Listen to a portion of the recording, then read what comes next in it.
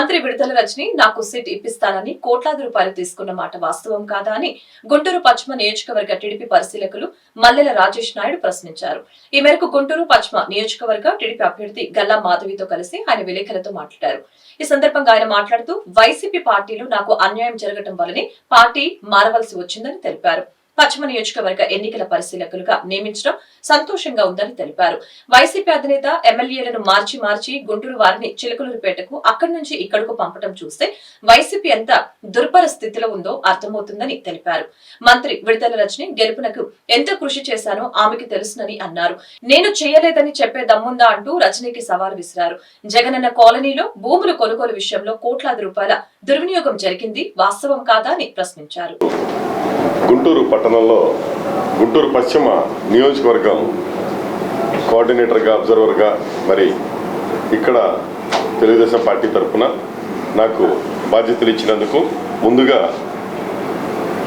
గౌరవనీయులు జాతీయ అధ్యక్షులు మరియు నారా చంద్రబాబు నాయుడు గారికి మరి అలాగే నారా లోకేష్ గారు జాతీయ ప్రధాన కార్యదర్శి మరి మా యువ నాయకులు కాబోయే మా తెలుగుదేశం పార్టీకి అంతా తానే నడిపిస్తూ ఈరోజు యువకులందరినీ చేస్తూ ఉన్న ఆయన స్ఫూర్తితో మేము ఈరోజు ఇక్కడ ఈ పదవికి రావడానికి కూడా ఎంతో నా వెనకుండి నన్ను ముందుకు నడిపిస్తూ ఉన్న అతిపెద్ద ఒక భారీ మోసం నుండి మరి ఆయనకి వ్యతిరేకంగా పోటీ చేసినప్పటికీ మరి వ్యతిరేకంగా నేను వైఎస్ఆర్ కాంగ్రెస్ పార్టీలో సమన్వయకర్తగా పనిచేస్తూ ఉన్నప్పటికీ అక్కడ జరిగిన మోసాన్ని ఆయన కూడా గుర్తించి నాకు ఈరోజు ఈ పదవులన్నీ రావడానికి ఎంతో సహకరించిన గౌరవనీయులు మాజీ మంత్రివర్యులు ప్రతిపాటి పుల్లారావు గారికి నన్ను మరి చిలకలూరుపేట నుండి ఇక్కడికి వచ్చినప్పుడు మన గుంటూరు పశ్చిమ నియోజకవర్గం తెలుగుదేశం పార్టీ కార్యకర్తల నుండి మరి అలాగే నాయకులు మరి సానుభూతి పరులు ప్రతి ఒక్కరు కూడా ఎంతో గౌరవంగా ఈ 2 రోజుల నుండి నన్ను ఫోన్లు చేసి మీరు వచ్చి ఇక్కడ జరుగుతున్న వ్యవహారాలన్నీ కూడా చాలా తలకిందులుగా ఉన్నాయి, ఏనాడు లేని విధంగా ఈరోజు కొత్తగా గుంటూరులో మరి అభ్యర్థి మార్పు ఎలాగైతే చిలకలూరుపేటలో జరిగిందో అలాగే గుంటూరులో కూడా అభ్యర్థిని మార్చడం, మరి ఎందుకు మార్చారు 2 పార్టీల్లోనూ మరి 2 ప్రాంతాల్లోనూ ఎప్పుడు కూడా స్థానికులే పోటీ చేసేవాళ్ళు.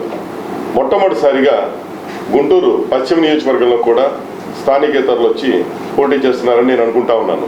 నాకు తెలిసినంతవరకు గుంటూరు పశ్చిమ నియోజకవర్గంలో స్థానికంగా ఉన్న వ్యక్తులే పోటీ చేశారు తప్ప ఇంతవరకు స్థానికేతరులు ఎవరూ కూడా పోటీ చేయలేదు. గతంలో 40-50 సంవత్సరాల క్రితం ఇక్కడికి వచ్చి ఇక్కడ స్థిరపడి ఉండేవాళ్ళన్నా పోటీ చేసి ఉంటారు, లేకుంటే ఇక్కడే పుట్టి పెరిగిన వాళ్ళు పోటీ చేస్తుంటారు.